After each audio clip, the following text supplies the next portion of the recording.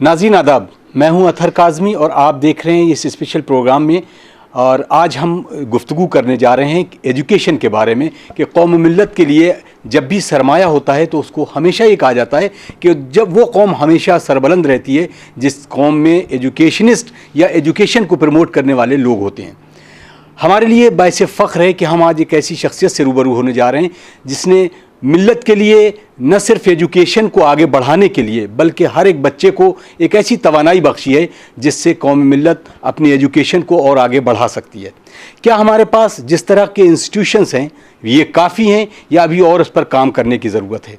हमारी मुराद है अली जनाब मौलाना डॉक्टर कल्ब सादिक साहब जिनसे हम महवे गुफ्तगू होने जा रहे हैं। आइए हम इस मुफस्सल गुफ्तगू का आगाज़ करते हैं। बहुत बहुत खैर मक़दम है सरकार, और यकीनन ये मेरे लिए भी बाइस फ़ख्र है। पहला सवाल ये है कि क्या एजुकेशन को और आगे बढ़ाने के लिए जो हमारे पास इंस्टीट्यूशंस हैं वो काफ़ी हैं या अभी और कुछ करने की ज़रूरत है? बिस्मिल्लाहिर्रहमानिर्रहीम। जहाँ तक एजुकेशन का मामला है, इसके लिए तो मुझे दिन चाहिए गुफ्तगू करने के लिए, आधे घंटे में मैं क्या कहूँ। लेकिन ये बात तयशुदा है कि कम से कम इस्लाम के नुक़्ते नज़र से, चूँकि मुसलमान और शिया ख़ास तौर पर Islamic philosophy, Islamic अक़ायद, Islamic ideology से दूर हो चुके हैं, लिहाजा हमारे यहाँ का काया पलट हो गई है। सब सिर्फ लड़ाई झगड़े की बातें होती हैं और कौम को आगे बढ़ाने वाले क्या अनासिर हैं और क्या सूरतें हैं उस पर कोई गौर नहीं की जा सकता। देखिए, हमारे यहाँ ये मसला बहुत मुश्किल है और बहुत आसान है जी, इसलिए कि हमारी कौम जो है मिंबर को फॉलो करती है। अगर मिंबर पर जाने वाले हज़रात एजुकेशन पर जोर देना शुरू कर दें तो 2-3 साल में कौम मुनक़लिब हो जाएगी। यकीनन। अब मसला ये है कि वो जो मिंबर पर हज़रात जाते हैं वो सब हमारे भाई हैं, बेटे हैं, सब कुछ हैं, लेकिन वो चूँकि ख़ुद मॉडर्न एजुकेशन से दूर होते हैं, बल्कि एजुकेशन ही से दूर होते हैं, मदरसों की जो हालत है वहाँ जाकर देख लीजिए क्या है। इसलिए वो इन बातों की अहमियत को नहीं समझते हैं। लेकिन मैं कहता हूँ सामने एक नमूना मौजूद है ईरान का। जी, ईरान में ज़बरदस्त एक्सप्लॉयटेशन था, इस्तेहसाल था वहाँ के ऊपर, लेकिन वहाँ जो उलमा की निगरानी में, बड़े बड़े उलमा की निगरानी में हुकूमत बनी, उसने टॉप प्रायोरिटी दी और तरजीह अव्वल उसकी थी मॉडर्न एजुकेशन। मैंने देखा ईरान में हर दीवार पर लिखा हुआ था बेआमा ईरान मदरसे बेसादें, आओ हम ईरान को एक स्कूल में, कॉलेज में तब्दील करें। जज़ाकल्लाह। और आज वहाँ यही सूरत हाल है। आप यकीन कीजिए, मैं सब हमारे बच्चे हैं, सुन्नी हो, शिया हो, हिंदू, कोई भी हो, हम तो हिंदुस्तान की बात भी कर लेंगे हम। तो इस वक्त ईरान में कोई लड़का, लड़की, औरत, मर्द, गरीब, अमीर ऐसा नहीं है कि जो एजुकेटेड ना हो। जी, बस मुख्तसर जो है वो इतना है। अब उनको पास दीन की तालीम दी जाती है, मगर मुझे बहुत अफसोस है कि दीन की तालीम यहाँ जो दी जाती है वो दीनी तालीम से बहुत दूर है, जिस स्टैंडर्ड और मेयार की दीनी तालीम ईरान में दी जा रही है। जब भी हम बात मजहबी या मजहबी उमूर की बात करते हैं तो हमारे यहाँ हमें जो बताया गया है वो ये है कि दोनों में फ़र्क किया जाता है कि ये दीनी तालीम है, ये दुनियावी तालीम। तालीम का असल मकसद क्या है और क्या इन दोनों में वाकई में फ़र्क होता है कि तालीम सिर्फ तालीम होती है? दीनी तालीम भी है और दुनियावी तालीम भी है, लेकिन जो उसकी तारीफ़ की जाती है वो सही नहीं है। जी, अगर आप रॉकेट बना रहे हैं, बिजली है, लाइट, इलेक्ट्रिसिटी है, उसमें आगे बढ़ रहे हैं, एटमिक उसमें आगे बढ़ रहे हैं, डिपेंड करता है आपकी नीयत पर, आपके पर्पस के ऊपर कि आपकी नीयत क्या है। आप उसके ज़रिए से लोगों को फ़ायदा पहुंचाना चाहते हैं, वो दीनी तालीम है। उसके ज़रिए से इस्तेहसाल करना चाहते हैं, एक्सप्लॉयटेशन करना चाहते हैं छोटे मुल्कों का, तो वही दुनियावी तालीम है। इसलिए कि इस्लाम में ये कहा गया कि हर वो शय कि जिससे दूसरों को नफ़ा पहुँचे वो तालीम है, दूसरों के से जो इस्तेहसाल करे और एक्सप्लॉयट करे वो दुनियावी है।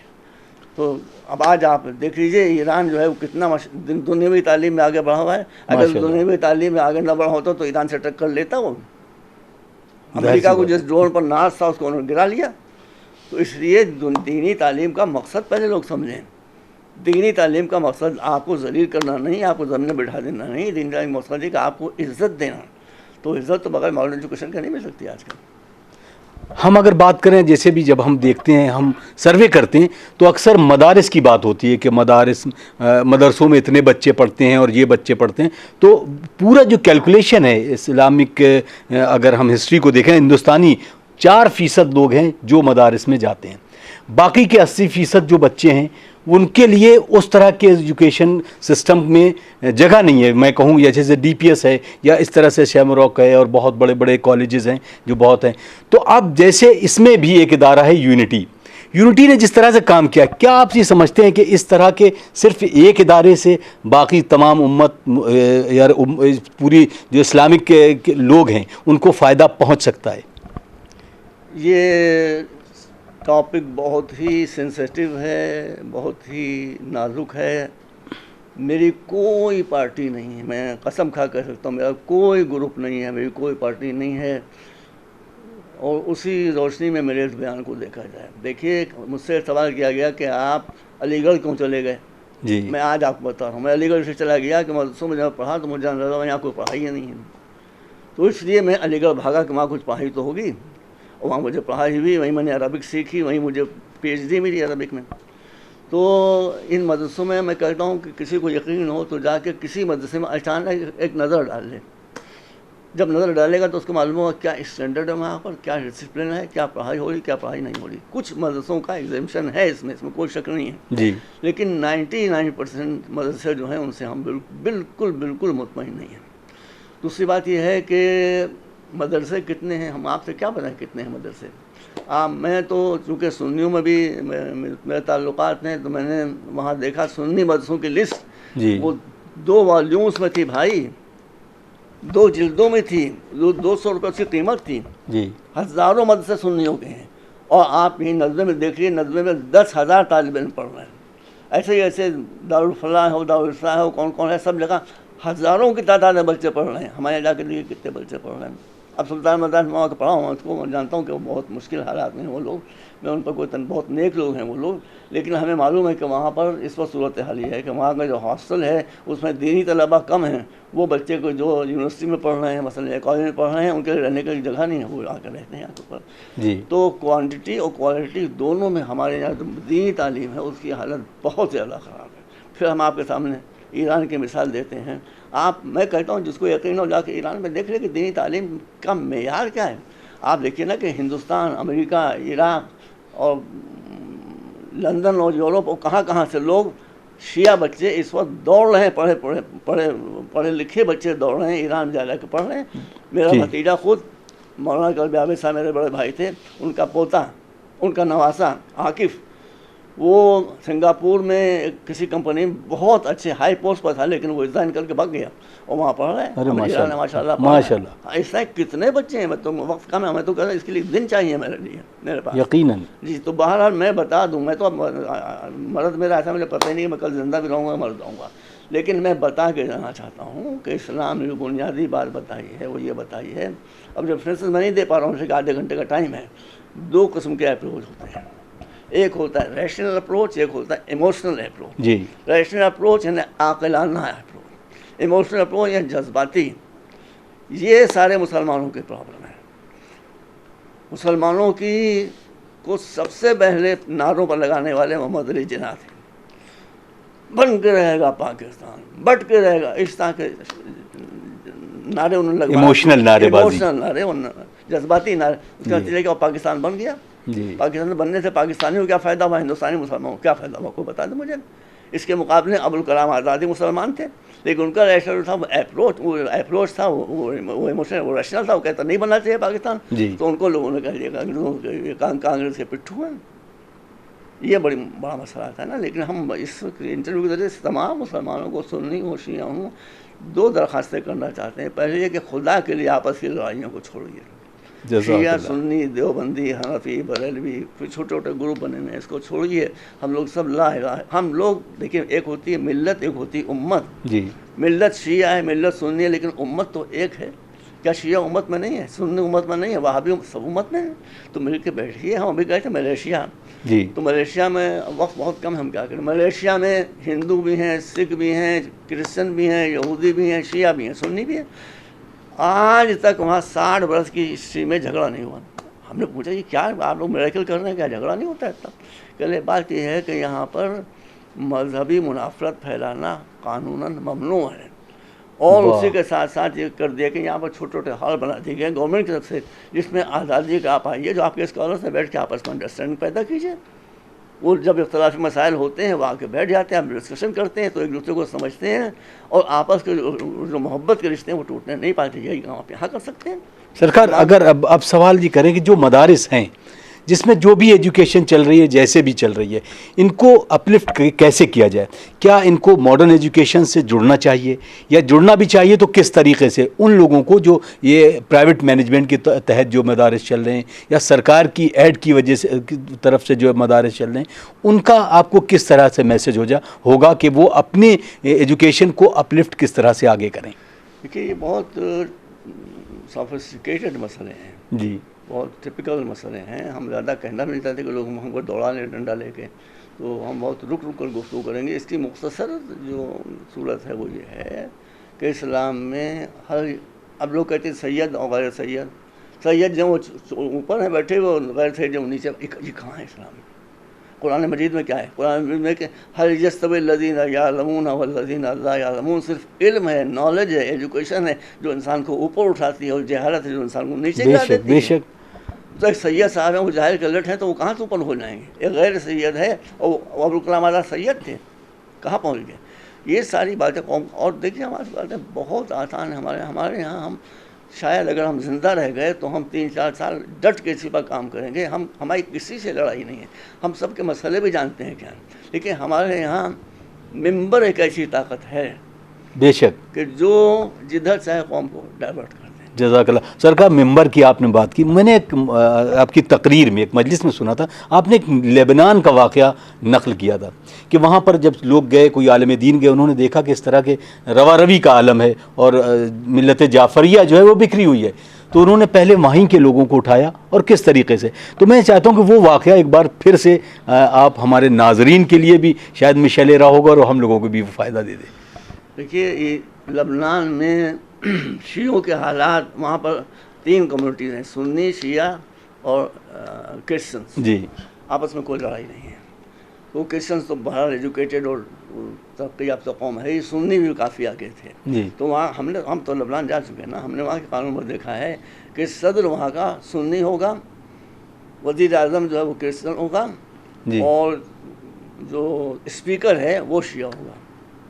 اس کے مگر وہاں کے جو جنوبی لبنان ہے جہاں پر شیعوں کی آبادی زیادہ ہے, جی, وہاں پر شیعوں کی حالت یہ تھی, اب ہم کچھ کہیں تھے, جیسے مفتی گنج جو کشمیر محلے کے شیعہ بیچارے دبلے, نہیں ہم کو مذاق تھوڑا, نہیں سچ ہے, دبلے پتلے سوکھے سہمے فاقہ زد خالی بھیک مانگنے والے.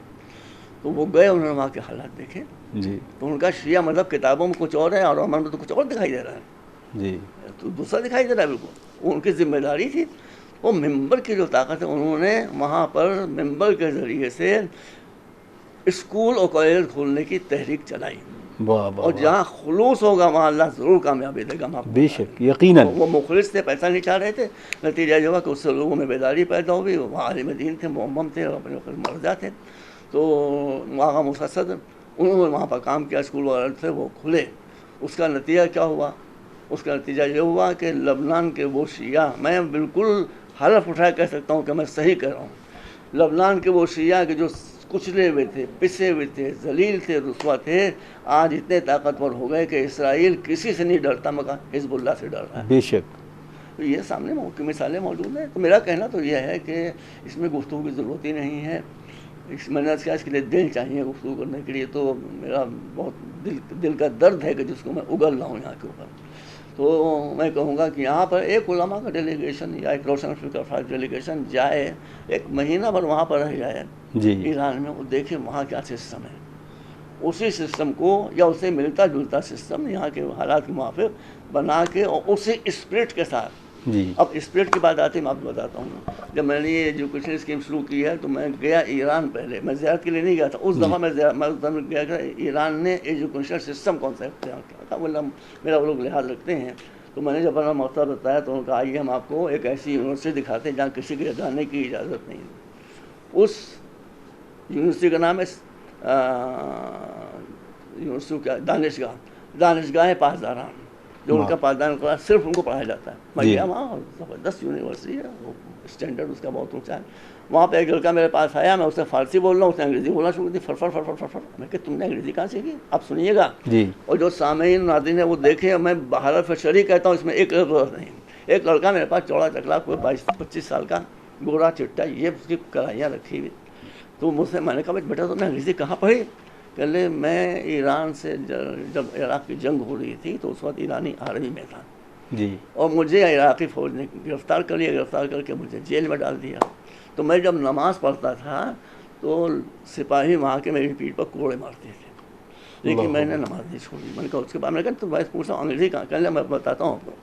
تو اب میں ڈھونڈ رہا تھا یہاں کوئی انگریزی, ایک عراقی تھا وہ اچھی انگریزی. میں نے اس سے کہا کہ بھائی میں انگریزی پڑھنا چاہتا ہوں. کیسے پڑھو گے تم؟ نہ یہاں سلیٹ ہے, نہ قلم ہے, نہ کاغذ ہے, نہ کتاب, کوئی طریقہ نکالو مجھے پڑھا دو جی. تو میں نے اس سے کہا کہ یہ میری کلائی جو ہے, اس پر میں وہ جو خاردار تار نہیں ہوتے ہیں اس سے تم لکھ کے مجھے پڑھو. اللہ اکبر. واللہ معافی کرتا. اور میں نے اس ABCD جو تھی وہ سلیٹ پہ لکھنے کے بجائے وہ جو خاردار تار تھا, وہ اس کا چربیر بھی بہت تھی, ابھر آتا تھا, اس رات میں نے پڑھی. آج مجھے انگریزی فرسٹ کلاس آ رہی ہے. یہ جذبہ ہونا چاہیے, یقیناً یہ جذبہ ہو. میں قوم کے نوجوانوں سے کہوں گا کہ دیکھیے یہی ایجوکیشن ہے.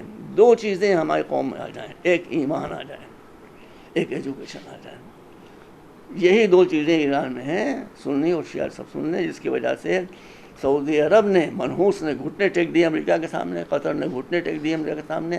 جتنے مسلم ممالک تھے ان سب نے سعودی عرب کی پوجا شروع کر دی. ایک ایران جو تھا وہ ڈٹ گیا, اور ڈٹا تو کیسے ڈٹا؟ عزت کے ساتھ ڈٹا ہوا ہے. حال دیکھا ہے آپ, نہیں دیکھا؟ بے شک. بس تو اگر وہ قوت حاصل کرنا چاہتے ہیں تو اس کے لیے 2 ہی راستے ہیں, ایمان صحیح معنوں میں معرفت کے ساتھ, اور ایجوکیشن. بس سرکار میں چاہوں گا, کیونکہ وقت بہت تیزی سے آگے بڑھ رہا ہے, میں چاہتا ہوں کہ اب بات ہم کرتے ہیں اپنے انسٹیٹیوشن کے بارے میں, خاص طور سے یونٹی ہے, یا جو آپ کا علی گڑھ میں جو ایک بہترین اسکول چل رہا ہے. تو کیا امید کریں انشاءاللہ تعالیٰ کہ آپ کی زیر قیادت اس کو اور آگے لے جانے میں ایک ہم نئی یونیورسٹی کے اشکال کو دیکھ رہے ہیں فیوچر میں, یا اور لوگوں سے کیا اپیل کریں گے, ان لوگوں سے جو استطاعت رکھتے ہیں, خاص طور سے ایسے لوگ جن کے پاس دولت تو ہے لیکن وہ اس فیلڈ میں آئیں ایجوکیشن کی, اور کم سے کم اپنی قوم کی, اپنی ملت کے لیے ان کی ایجوکیشن کو اور آگے بڑھائیں. دیکھیے جب مسلم یونیورسٹی علی گڑھ بن رہی تھی, میں یہاں سے اٹھاتا ہوں بات کو, 5 منٹ ختم کرتا ہوں, تو سر سید جو تھے وہ بیچارے, ان کو نہ سر سید زندہ باد کی خواہش تھی, نہ تصویروں کی. کسی چیز جو کام کرنے والا ہوتا ہے اس کو پروپیگیشن کی ضرورت تھوڑی ہوتی ہے, وہ تو ظاہر سی بات ہے, بالکل کام کرتا چلا جاتا ہے, اور پتھر کھاتا ہے, ڈھیلے کھاتا ہے, مرد آباد نعرے لکھتے ہیں, وہ کام کرتا چلا جاتا ہے. سر سید کی صورتحال تھی. خیر تو مختصر یہ ہے کہ وہ اس زمانے میں جو راجہ صاحب محمود آباد تھے, یعنی محمود راجہ صاحب جو ان کے والد جی, وہ مسلم یونیورسٹی کے بہت خلاف تھے. یہ میں نے پڑھا ہے, تاریخ میں پڑھا ہے. تو سر سید ان کے ہی پہنچ گئے, انہوں نے دکھانا, اب وہ لوگ بااخلاق تو لوگ ہیں, راجہ محمود آباد ان کا اخلاق مشہور ہے جی. تو وہ یہ نہیں چاہتے میں نکل کو, میں آپ سے ملنا نہیں چاہتا. وہ انہوں نے بٹھا رکھا, 2 گھنٹے بٹھا رکھا سر سید, تو بیٹھے رہتے نام سے ڈرائنگ روم میں. اس کے بعد کہہ لیں سر سید صاحب, میں نے آپ نہیں سمجھ رہے کہ میں یونیورسٹی کا مخالف, آپ کو اطلاع نہیں ہے. کہ لیں میں جانتا ہوں کہ آپ یونیورسٹی کے مخالف ہے, لیکن میں آپ پاس آیا ہوں. ان کا کہا ہے کہ میرا ہاتھ پھیلا ہوا ہے, اس پہ آپ تھوک دیجیے, میں لے کے چلا جاؤں گا. بس سر سید کی بھی ایک شخصیت تھی, وہ تھوکا تو نہیں, انہوں نے پورا محمود آباد ہاسٹل اتنا بڑا بنوا دیا. یہ جب اسپرٹ ہوتی ہے اس وقت, جب آدمی تھکواتا ہے اپنے اوپر, ہار نہیں پہنتا, مڈل نہیں لگاتا, جب وہ تھکواتا ہے اپنے ہاتھ کے اوپر, تب کام پام آگے بڑھتا ہے. یہی مدن موہن مالوی بنا, ان کو دیکھ لیجیے, ایک آدمی نے پوری یونیورسٹی بنا دی. تو ایک آدمی اور 2 آدمی کا سوال نہیں ہے, اصل خلوص, اسپرٹ اور ویژن کا سوال ہے. اگر آپ نیتا اور ہیں, ہم دیکھیں صحیح صاحب بات کرنے وقت ختم ہو رہا ہے, ملک کو تباہ کیا یہاں کے نیتاؤں نے جی. ہمارے پاس کچھ لوگ آئے تھے مختلف پارٹیوں کے, ہم نے ان سے کہا کہ دیکھیں یہاں کا مسئلہ یہ ہے کہ الیکشن کے بعد جب نئے نیتا آتے ہیں تو ان کا وزن بڑھتا جاتا ہے اور دیش کا وزن کم ہوتا جاتا ہے. واہ, وہ پھولتے جاتے ہیں, دیش پتلا ہوتا جاتا ہے. تو ہم نے کہا اس سے کوئی کام ہوتا ہے, آپ دیکھیں یہاں کرپشن کتنا ہے, اس وقت کو کہنے کی بات نہیں ہے.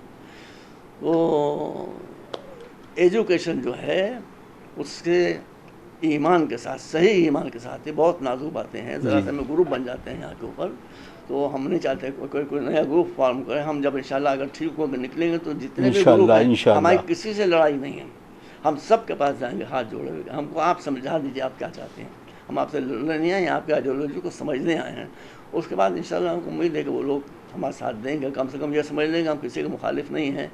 جہاں تک ہو سکے گا زیادہ سے زیادہ لوگوں کو ہم اپنے ساتھ رکھ کے کام کو آگے بڑھائیں گے. باقی یہ بات ہم بتا دیں کہ ایران کے انقلاب میں ممبر کا بہت بڑا ہاتھ ہے، اور لکھنؤ کے شیعوں کی تباہی میں ممبر کا بڑا ہاتھ ہے. اس لیے کہ یہ ممبر کو لوگ فالو کرتے ہیں بغیر دیکھے. وہ کیسی باتیں ہم نے سنی ممبر سے، اللہ اکبر، جو قوم کو تباہ برباد کر رہی ہے. ہم ان لوگوں سے درخواست کریں، ہمارے سب بیٹوں کے برابر ہیں، چھوٹے بھائی کے برابر ہیں، کہ خدا کے لیے آپ ایسی بات ممبر سے نہ پڑھیے. اب ایک صاحب نے پڑھا کہ ہم بیٹھے ہوئے تھے مجلس میں، اب خدا سے کچھ نہ مانگیے، جو مانگنا حسین سے مانگیے، خدا کے پاس ہے ہی کر لو، بس چھٹی ہو گئی. آپ غور کیجیے. تو یہ اس طرح کی چیزیں جو ہیں صرف چند ٹکوں کے لیے واہ واہ اللہ اکبر حیدری کے لیے مناسب نہیں ہیں. بہت ادب و احترام سے کہہ رہے ہیں. ہم لڑیں گے کسی سے نہیں، ہم سب کو سمجھائیں گے نہیں، تو پھر دیکھا جائے گا، دیکھا کیا ہوتا ہے. بہت بہت شکریہ ڈاکٹر صاحب. آخر میں چاہیں گے کہ یہ پوری گفتگو کا محاصل ایک میسج کی شکل میں ہمارے ناظرین کے لیے، وہ میسج وہی ہے جو میں نے عرض کیا ہے.